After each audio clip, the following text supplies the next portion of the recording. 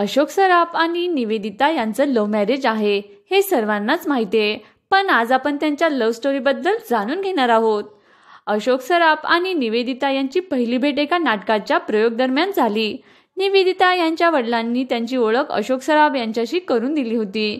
मग काही वर्षांनी निवेदिता सराफ यांनी अभिनेत्री म्हणून अभिनय क्षेत्रात पाऊल ठेवलं आणि त्यांना अशोक सराफ यांच्यासोबत काम करण्याची संधी मिळाली.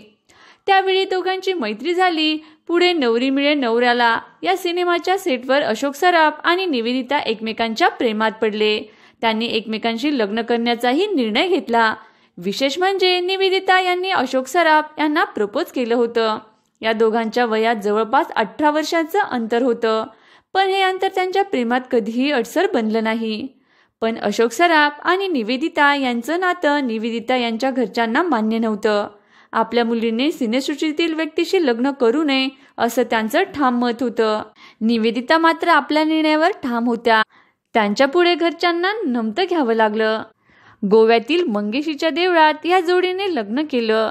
लग्नानंतर निवेदिता यांनी आपल्या संसारासाठी आणि मुलासाठी अभिनयातून काही वर्षांचा ब्रेक घेतला, पण मुलगा मोठा झाल्यानंतर त्यांनी पुन्हा एकदा अभिनयाला सुरुवात केली.